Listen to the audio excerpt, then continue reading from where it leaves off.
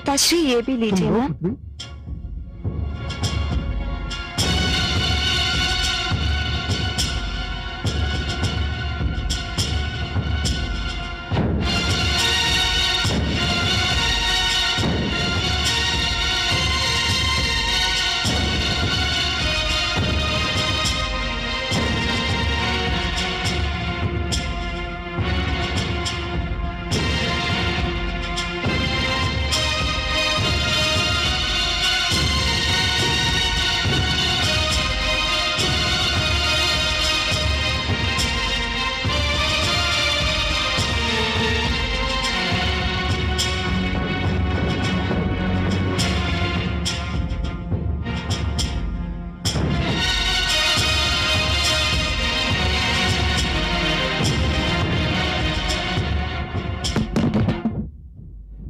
कौन है?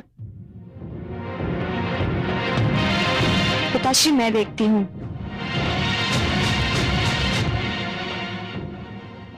कौन है?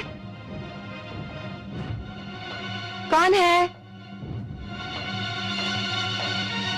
कौन था पुत्री? पता नहीं पिताश्री।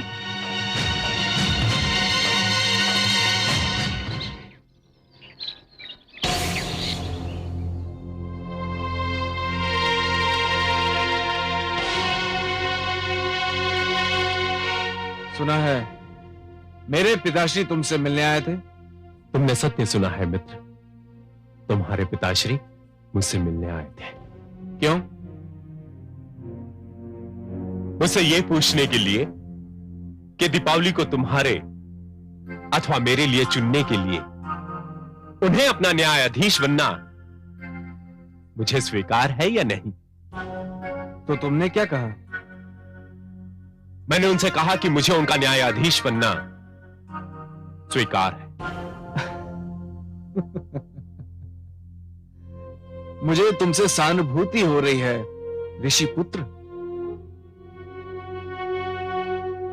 क्यों? क्योंकि ऐसा करके मानो तुमने आत्महत्या कर ली हो।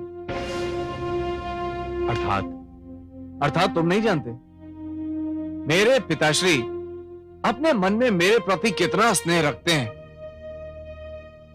वो मेरे विरुद्ध कदापि निर्णय नहीं देंगे।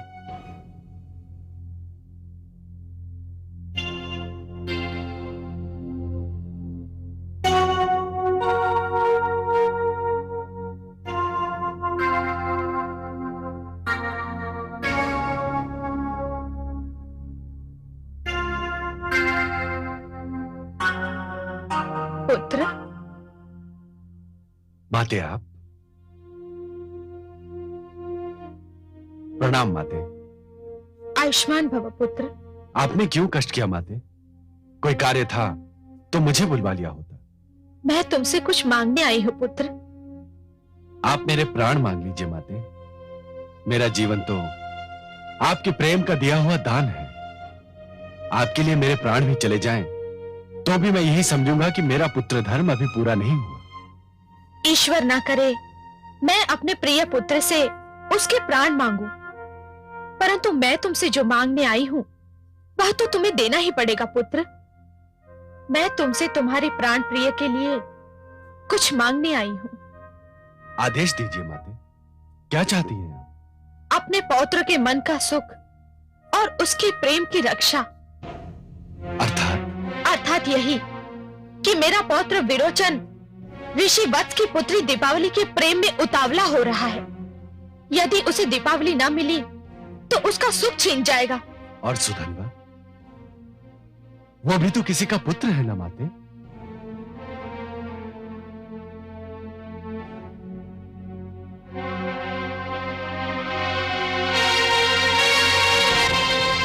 उलझ गया। मेरा पुत्र एक बार फिर विकट समस्या में उलझ गया। कौन उलझ गया महादेवी? मेरा प्रहलाद, और कौन। जब वो बालक था तो समस्याएं उसके सामने एक एक करके आती थी, किंतु अब कई समस्याएं, कई प्रश्न उसके समक्ष नाग के समान फन फैलाए खड़े हैं। न्याय की समस्या, व्यवस्था की समस्या, मर्यादा की समस्या, किस किस की सुनेगा वो? महादेवी, आपका पुत्र एक राजा है और इसीलिए वो ब्रह्मा जी की तरह 4 मुखों वाला या मेरी तरह 4 भुजाओं वाला नहीं है।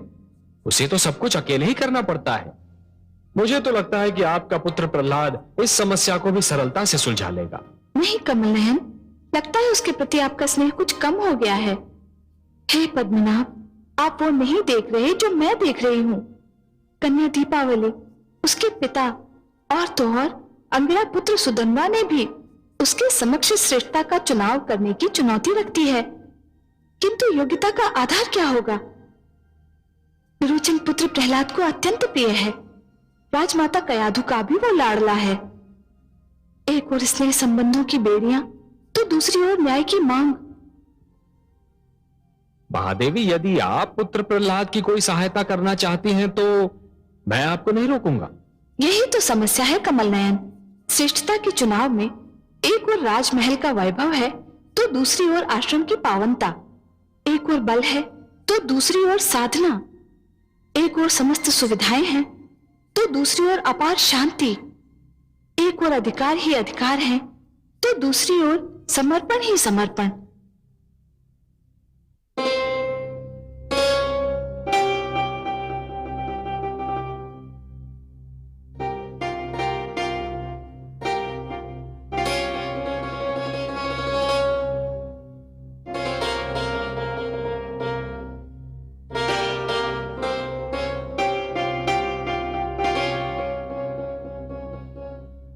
आप अभी तक सोई नहीं महारानी? मैं आपकी प्रतीक्षा कर रही थी स्वामी। आपकी आंखों से मुझे कोई प्रश्न झांकता दिखाई दे रहा है। हाँ स्वामी, आप चाहें तो इसे प्रश्न भी कह सकते हैं, परंतु मेरे लिए एक प्रश्न से अधिक प्रार्थना है। आज सभी संकेतों की भाषा में बात कर रहे हैं। स्वामी, मैं ये पूछना चाहती हूँ कि आपने ऋषिवत्स की पुत्री दीपावली के भविष्य के विषय में क्या सोचा है? परंतु मुझे तो समस्त प्रजा के बारे में सोचना पड़ता है। मैं अपनी प्रजा का संरक्षक हूं। स्वामी, दीप पहले अपने घर में जलाया जाता है, फिर किसी और के। हाँ, परंतु मार्ग पर दिए जलाना भी एक राजा का ही कर्तव्य है। मैं कुछ नहीं जानती स्वामी। आज तक मैंने आपसे कुछ नहीं मांगा। आज पहली बार मैं अपने पुत्र का सुख मांग रही हूं। कृपा कीजिए मुझ पर स्वामी, कृपा करके उसे उसकी दीपावली दे दीजिए। देवी, आप मुझसे उसका सुख मांग रही हैं जिसका दुख स्वयं मेरे लिए असहनीय है। वो मेरा भी पुत्र है देवी। तो फिर संकोच किस बात का है स्वामी? संकोच एक पिता नहीं कर रहा है देवी, संकोच एक न्यायाधीश कर रहा है। मुझे स्वयं दीपावली बहुत प्यारी लगती है। ऐसी प्यारी पुत्र वधू पाने के लिए कौन पिता उत्सुक न होगा।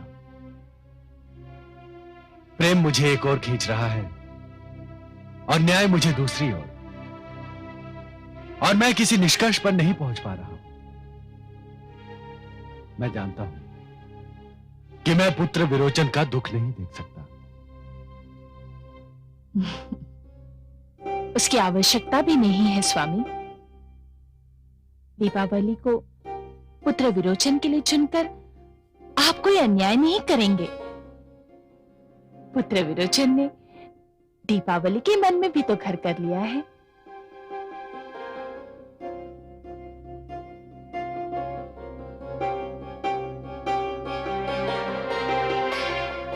मुझे सोचने दीजिए देवी, मुझे इस उलझन से निकलने का मार्ग ढूंढ लेने दीजिए। अवश्य सोचिए स्वामी, परंतु मैं जानती हूं अपने पिता के प्रेम को तरसा हुआ व्यक्ति अपने पुत्र को कभी नहीं तरसा सकता।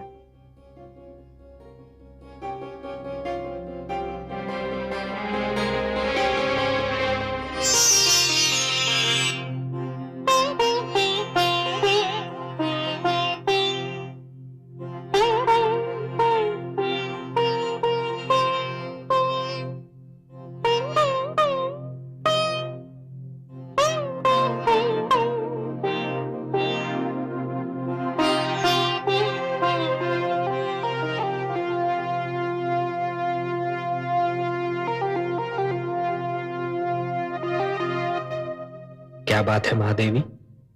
किसी गहरी चिंता में लीन हैं आप? हाँ कमल नयन, मैं सोच रही थी कि न्यायाधीश का कार्य उस समय कितना कठिन हो जाता है जब उसके ही परिवार का कोई सदस्य आरोपी के रूप में उसके सामने हो। आपकी चिंता स्वाभाविक है, परंतु यही तो वो घड़ी भी होती है महादेवी जब यह पता चलता है कि न्यायाधीश की न्याय और न्याय प्रणाली पर कितनी आस्था और अटूट विश्वास है। वो न्याय को जीवन और सभ्यता का एक अटूट अंग मानता है या फिर आए दिन होने वाली साधारण घटना? वो कुछ भी माने कमल नयन, किंतु जिस स्थिति में मेरा पुत्र प्रहलाद है उसमें कोई भी हो, उसका असमंजस में पड़ जाना स्वाभाविक है। इसीलिए मैं सोचता हूं कि किसी व्यक्ति के न्यायाधीश बनने के लिए उसके दो रूप होने चाहिए। दो रूप? ये क्या कह रहे हैं आप कमल नयन? दो रूप रखना तो किसी भी व्यक्ति का अवगुण है। वो व्यक्ति ही क्या जो भीतर से कुछ हो और बाहर से कुछ और दिखाई दे। आपकी बात सर्वथा सत्य है महादेवी, सर्वथा सत्य है, परंतु जीवन की कुछ स्थितियों में इस अवगुण को अपनाना भी अनिवार्य होता है और एक न्यायाधीश के लिए तो अत्यंत अनिवार्य। आप तो पहेलियां बुझाने लगे कमल नयन। कोई पहेली नहीं है महादेवी। न्यायाधीश के न्याय के आसन पर बैठने से पहले और न्यायासन पर बैठने के उपरांत दो रूप होने आवश्यक है। न्याय के आसन पर बैठने के पहले वो व्यक्ति किसी का पिता हो सकता है, किसी का पुत्र हो सकता है, किसी का पति हो सकता है या फिर किसी का भ्राता। परंतु जैसे ही वो न्यायाधीश के आसन पर विराजमान हो जाता है उसके सारे नाते टूट जाने चाहिए। उसे केवल न्यायाधीश रहना चाहिए।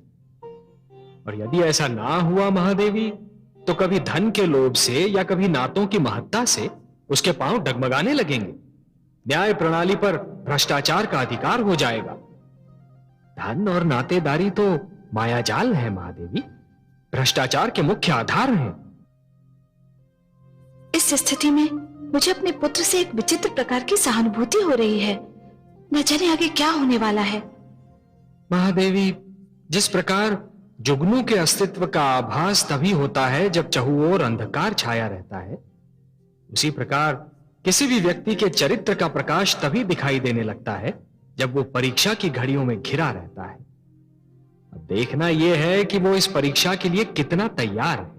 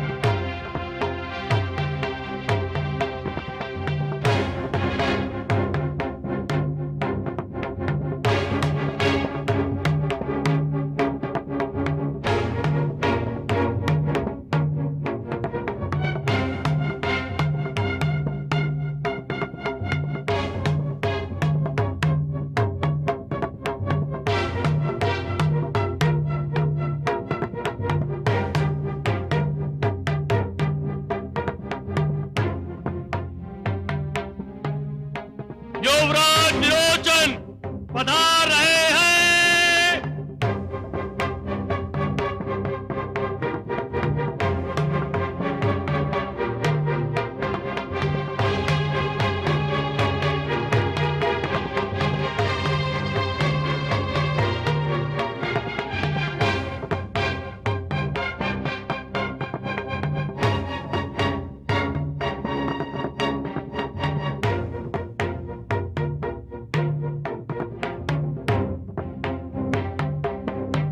नहीं विरोचन,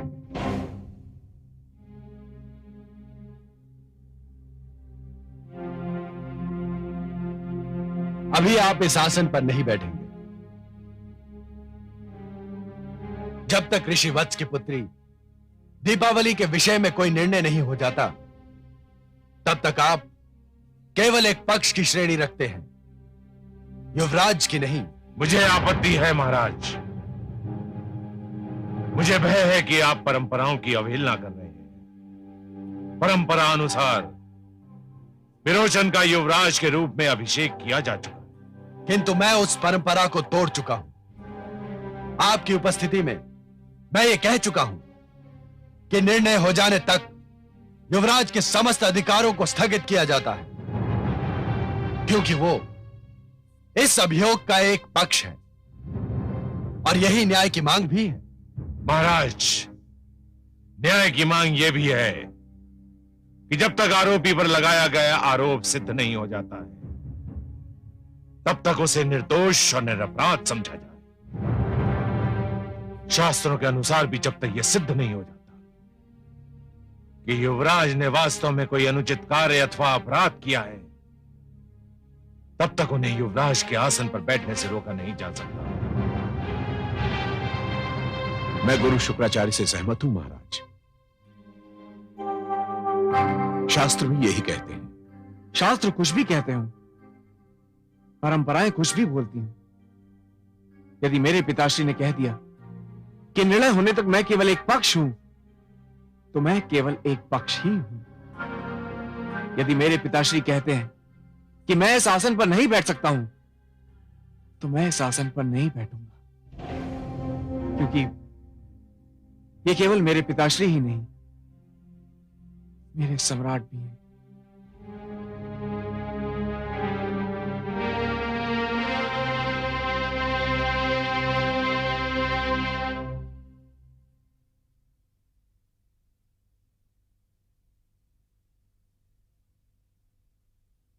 मेरे समक्ष एक जटिल समस्या है। हे महापुरुषों, यद्यपि किसी कन्या के लिए वर का चुनाव केवल उस कन्या का अधिकार है, और ऐसा अधिकार है जिसमें कोई और हस्तक्षेप नहीं कर सकता, परंतु ऋषि वत्स और उनकी सुपुत्री दीपावली ने यह कार्य मुझे सौंप दिया है, क्योंकि दीपावली यह निर्णय नहीं कर पा रही है कि वो अपने वर के रूप में किसको चुने। पुत्र विरोचन, ऋषि पुत्र सुधन्वा, मैं जो भी निर्णय करूं आपको स्वीकार होगा? संपूर्णतः, अक्षरशः निसंकोच महाराज। यह जानते हुए भी कि विरोचन मेरा पुत्र है? ये तो मैं तब भी जानता था महाराज, जब मैंने आपका न्यायाधीश बनना स्वीकार किया था। और तुम्हें राजकुमार विरोचन, क्या तुम्हें भी मेरा निर्णय स्वीकार होगा? मेरे लिए अपने पिताश्री के मुख से निकला हुआ एक एक शब्द ब्रह्म वाक्य के समान है।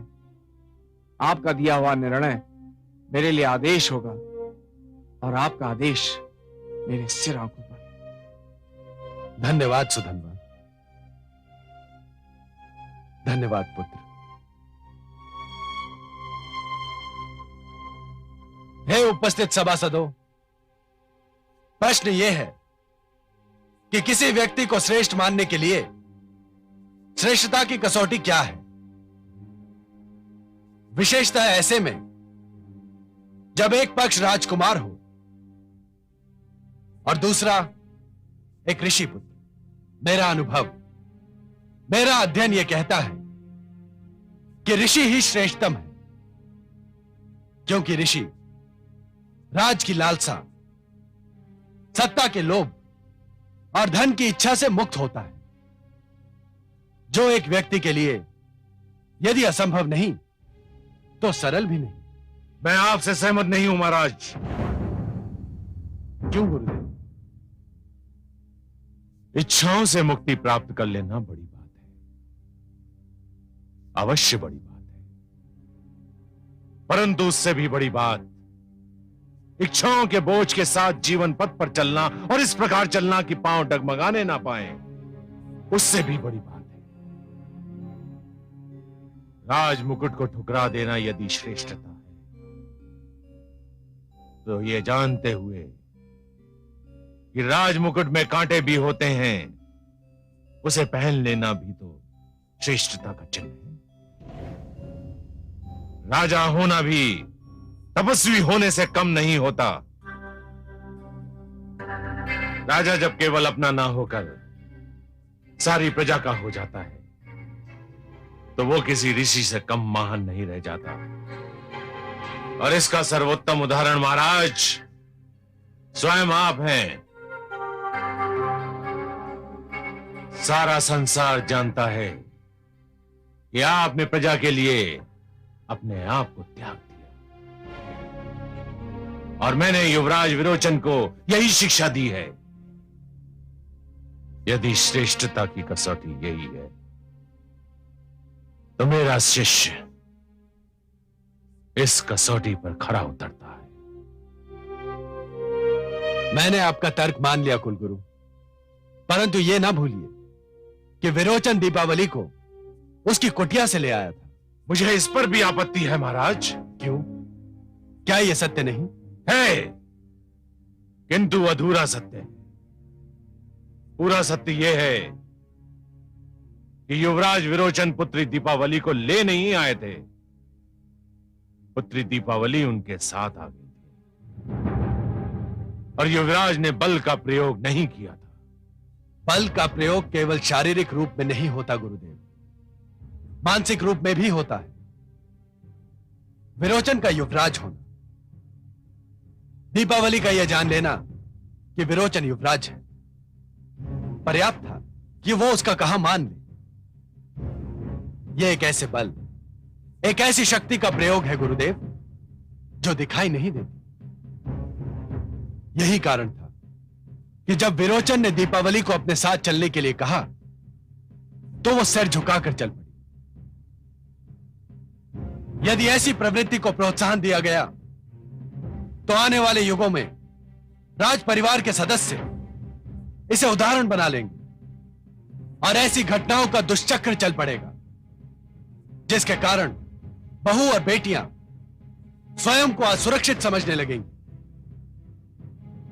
विरोचन ने यह कार्य करके अपनी महत्ता को घटा दिया है। ठहरिए महाराज।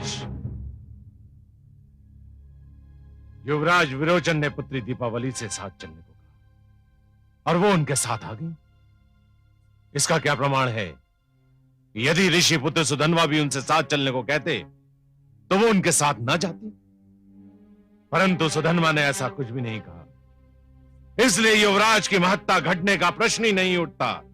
चलिए कुलगुरु, मैंने आपका यह तर्क भी मान लिया। फिर भी एक ऐसी बात दिखाई देती है जो विरोचन को साधारण और सुधन्वा को श्रेष्ठ सिद्ध करती है।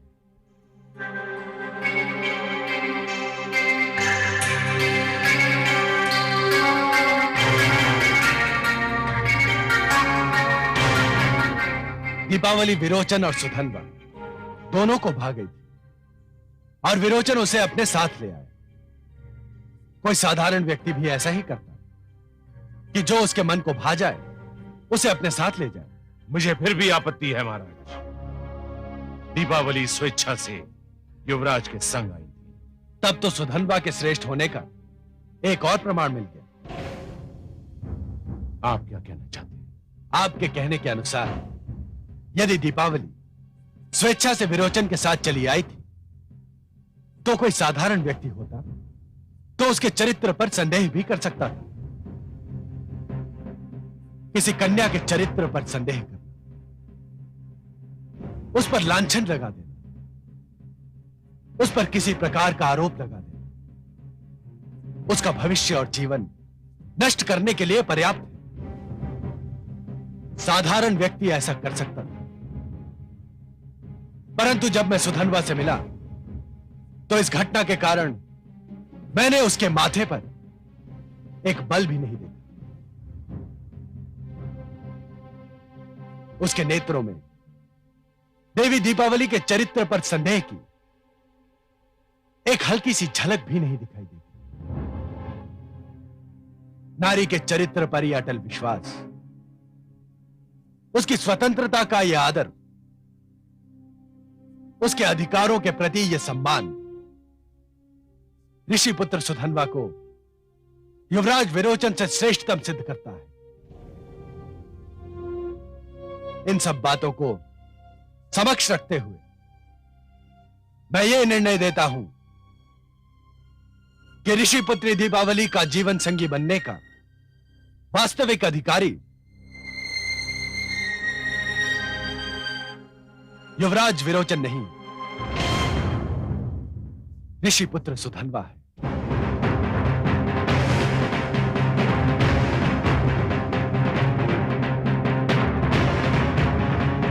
बधाई हो मित्र, बधाई हो।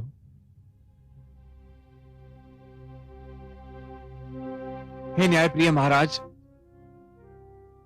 अब मुझे विश्वास हो गया कि मैंने अपने युवराज होने के अधिकारों का अनुचित लाभ उठाया। इसीलिए मैं अपनी इच्छा से युवराज पद त्यागने की घोषणा करता हूं।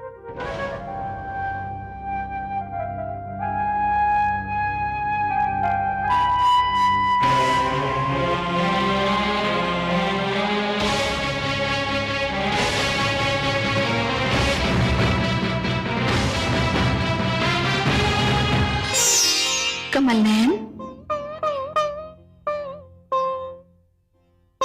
कहिए देवी। धन्य है आपका पुत्र प्रहलाद, धन्य है। आज सारे संसार के साथ साथ मुझे भी उस पर गर्व हो रहा है।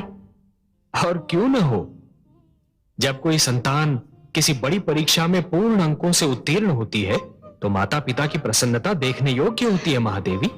हाँ पद्मनाभ, आज प्रहलाद ने जो कर दिखाया उससे आने वाली पीढ़ियां प्रेरणा लेंगी। उसने ये सिद्ध कर दिया कि राजधर्म के समक्ष पितृधर्म, पुत्र धर्म और पति धर्म कुछ महत्व नहीं रखता। न्याय के आसन पर बैठकर राजा केवल न्यायाधीश ही होता है।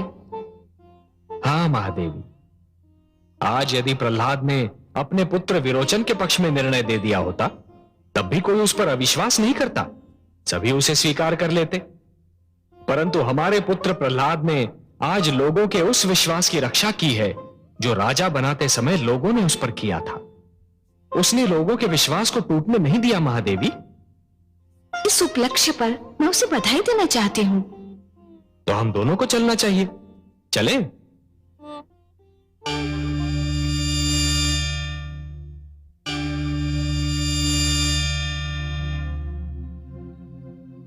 पुत्र, प्रभु,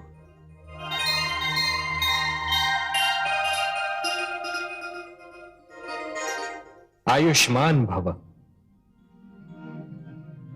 हे गरुड़ध्वज, हे माता राजराजेश्वरी, आप दोनों यहां?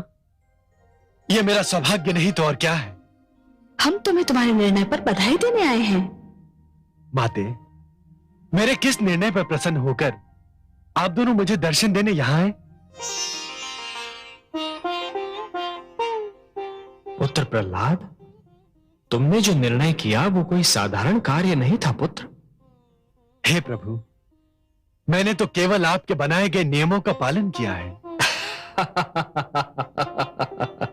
निस्संदेह पुत्र, निस्संदेह। परंतु फिर भी वो कार्य इतना सरल नहीं था। शालीनता का पूर्ण पालन करने के उपरांत भी तुमने अपने ही पुत्र विरोचन को सुधन्वा से अधिक श्रेष्ठ नहीं ठहराया। दोनों की श्रेष्ठता में बहुत सूक्ष्म रेखा थी पुत्र। ऋषिपुत्र के पास तपोबल था जिसका प्रयोग उसने नहीं किया, परंतु तुम्हारा राजपुत्र विरोचन राजबल का प्रयोग कर बैठा। हे प्रहलाद, यह निर्णय करने में तुम्हें अपनी ही माता कयाधु की सारी स्नेह सरिता को भूलना पड़ा होगा। महारानी धृति की सारी याचनाओं को ठुकराना पड़ा होगा। अपने ही पिता होने की भावना को कुचलना पड़ा होगा। हे पद्मनाभ, यही तो राजा का धर्म है। अवश्य पुत्र, अवश्य। अब तक तुम केवल एक भक्त थे, अब धर्मात्मा भी बन गए।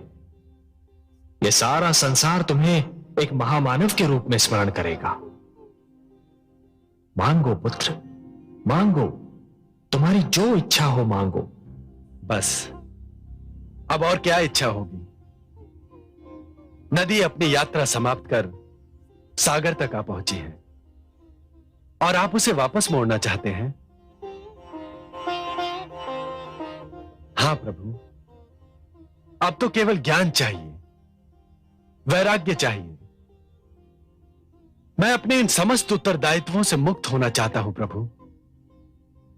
अब तो केवल आपके रूप का, आपके नाम का स्मरण करना चाहता हूं। तथास्तु। परंतु पुत्र, एक निर्णय जो तुमने किया है, मैं चाहता हूं कि तुम उस निर्णय को वापस ले लो। विरोचन को अपने अधिकारों से वंचित मत करो पुत्र। उसका राज्याभिषेक कर दो। अपनी प्रजा के प्रति तुम्हारा यह अंतिम उत्तरदायित्व है। उसका निर्वाह करो और तत्पश्चात संन्यास ग्रहण करो। जैसी आपकी आज्ञा प्रभु। अपने भक्त का प्रणाम स्वीकार करें।